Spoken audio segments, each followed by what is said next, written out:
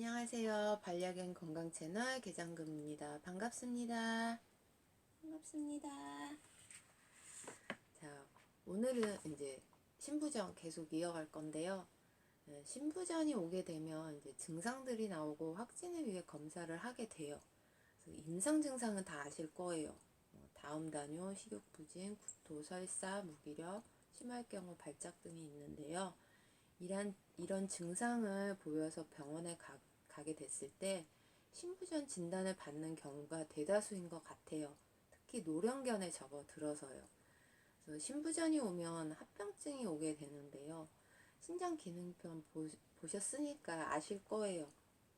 빈혈, 고혈압, 탈수, 부갑상선 호르몬 기능 문제, 고인혈증, 고칼슘, 저칼슘 혈증, 고칼륨, 저칼륨 혈증, 요독증, 대사성 산증, 심장질환, 뼈질환, 영양결핍 등이 오게 돼요. 물론 오늘부터는 신부전 확진을 위해서 하는 이제 지난 좀 됐죠. 오래됐는데 알려드렸던 이제 혈액 검사, 그다음에 그 혈액 검사 항목들을 신장 기능이랑 좀 매치해서 차례로 보도록 하려고 해요. 그래야 이해가 좀 잘 되거든요. 첫 번째로 이제 신장에서 노폐물, 대사산물 뭐 이런 처리를 하는 기능인데 이제 바로 비유엔 크레아틴의 수치를 보면서 알 수가 있어요. 여러분이 가장 신경 쓰이는 수치일 거고요. 먼저 만성 신부전 등급표부터 볼게요. 1기는 혈검상 아무 이상이 없어요. 2기는 비유엔과 크레아티닌이 정상 범위보다 살짝 오른 상태예요. 기능이 이제 어느 정도 있다고 보시면 되고요. 3기부터는 신장 기능이 많이 감소가 돼요. 그리고 4기부터는 만성 신부전 시기에 접어드니까 요독증이 발생을 해요. 그래서 3기부터 대비하는 게 좀 더 안전해요. 앞에 방송에서 신부전 요인, 신정성, 신성, 신우성 이따 말씀드렸었어요. 이 요인을 감별할 때 보는 수치가 바로 비유행인데요. 지수 혈증이라도 불리워요. 근데 이제 고지수 혈증과 요독증 둘 다 구분은 지어 봐야겠죠. 그래서 질소 혈증은 비단백질 합성 질소 화합물이 혈중의 정상 이상으로 많이 증가된 상태예요. 요독증은 심각한 양의 네프론 소실로 혈중의 정상 이상의 질소 화합물이 축적된 걸 뜻해요. 그래서 소변으로 배설돼야 할 대사산물이 혈액에 떠돌아 다니는 거거든요. 그래서 신장의 배설 기능 장애뿐 아니라 신장에서 이루어지는 대사장애, 내분비 장애의 결과로 발생하는 당과 지방, 단백질 대사장애, 빈혈, 면역계 억압, 대사성 골질환까지 포함을 해요. 그래서 질소혈증이 있다고 반드시 요독증이라고는 하지 않아요. 그래서 요독증의 경우는 질소혈증이 반드시 있고요.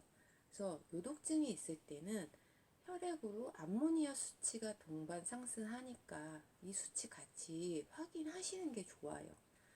그래서 비유의 크레아티닌 증가, 감소 요인, 혈장 검사 시간에 봤었는데요. 오늘 한번 다시 보고 짚고 넘어갈게요. 이 표에 보시면 이제 비유엔 크레아티닌 증가 감소가 뭐 때문인지가 나와 있어요. 그래서 반드시 이 증가 감소 원인을 정확히 알 필요가 있어요. 그래서 신부전 원인편, 탈수편, 나트륨 염소 칼륨편 안 보셨으면 다시 한번 보셔야 돼요. 그래서 혈액 검사했을 때 비유엔 크레아티닌 상승만 보고 신부전이다라고 진단 내려지는 경우가 너무 많아요. 그러니까 탈수나 간 질환이거나 췌장염, 심장 질환의 경우도 비유엔 크레아티닌 수치는 상승되기 때문이거든요. 그래서 다른 질환이 원인이 돼서 비유엔 크레아티닌이 상승된다는 거예요. 그래서 최종적으로 질소 배출은 신장에서 하지만 간 질환에서도 간에서 질소 처리를 못하니까 오를 거고요. 그 다음에 심장은 엄마고 신장은 딸이라고 했어요. 엄마가 이제 아이에게 모유를 잘 줘야 아이가 잘 크잖아요. 근데 심장에서 펌프질을 잘 해야 신장에서 피를 잘 공급받아서 유지가 잘 되겠죠. 근데 만약에 심장에서 피를 공급하는 게 부실해지면 혈액량이 줄어들고 몸의 수분 저장 능력도 떨어질 거고 노폐물이 혈중에 떠돌아다니는 거겠죠. 이로써 비위엔이 상승이 되는 거거든요. 그래서 만성 신부전에서는 혈액 공급이 이제 또 잘 안 되기 때문에 신장 사이즈가 줄어드는 경우가 많아요. 그래서 크레아티닌 수치가 낮아질 수가 있어요. 물론 이제 크레아티닌 수치가 이제 소변으로 배설이 잘 돼서 조금 잘 돼서 낮아질 수 있겠지만 만성 신부전에서 크레아티닌 수치가 줄었다고 좋다 이렇게 생각하시면 안 되고 신장이 좀 쪼그라들었다 이렇게 생각하시는 게 맞는 것 같아요. 그래서 저희 애도 이제 신장 사이즈를 항상 모니터를 하거든요. 이렇게 이제 비위엔 크레아틴인 수치가 올랐다. 신장에 진짜 문제가 생겼냐. 감별하기 위해서 이 두 수치만 보지 말고 반드시 해야 하는 검사들 알아야 할 거예요. 바로 노령견 건강검진 때 말씀드렸던 혈압, UPC, 초음파, SDMA, 뇨비중 체크를 하셔야 돼요. 고혈압은 사구체 손상을 주기 때문에 신장 손상과 단백뇨를 가속화하게 돼요.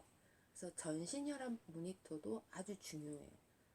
그 다음에 UPC 검사 결과로 단백뇨 유무도 알 수 있고 상승 정도로 이제 사구체 질환을 감별할 수 있으니까 반드시 체크해야 돼요.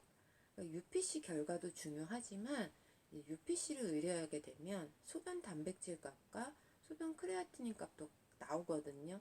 이것도 같이 체크하시는 게 좋아요. 사구체 여가율을 평가할 수 있는 지표거든요. 그러니까 신장 기능표 구조표 보셨으니까 아실 거예요.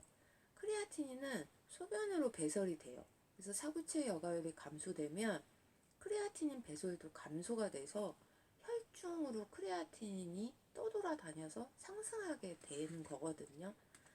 그리고 그 다음에 초음파로 신장의 혈류량, 그 다음에 신장의 크기, 그 다음에 신장의 수질과 피질의 상태 이런 게 체크하시는 게 아주 도움이 돼요.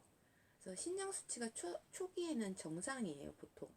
근데 초음파상 뭐 섬유화나 석회화가 있다 이렇게 진행이 될 수도 있는 거니까 확인하시는 게 좋고, 이렇게 혈검 다 정상이다, 초음파상은 근데 약간 구조적으로 변형이 있다 하면 그때는 SDMA가 참 유용해요.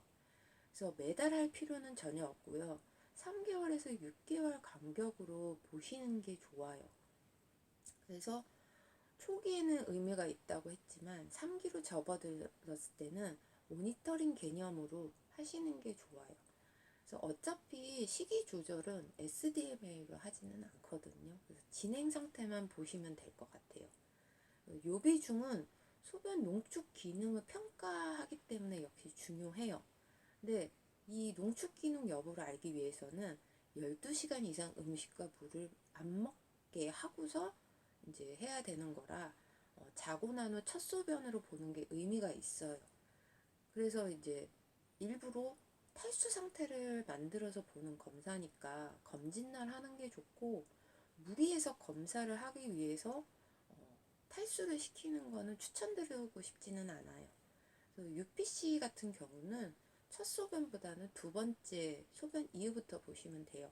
첫 소변은 많이 농축되어 있기 때문에 UPC가 높을 거예요. 평소의 상태를 보는 거니까 평소대로 음식, 물 다 주면서 보는 게 저는 맞다 생각하고 저희 뽀기도 그렇게 하고 있거든요. 그래서 반드시 추가 검진을 통해서 신부전인지를 확인하시는 게 아주 중요해요. 그래서 노령견 건강검진편 다시 보시고 이제 혈액검사편 이제 다시 좀 보셨으면 좋겠어요. 오늘은 여기까지 하고 다음 시간에 계속 이어서 할게요.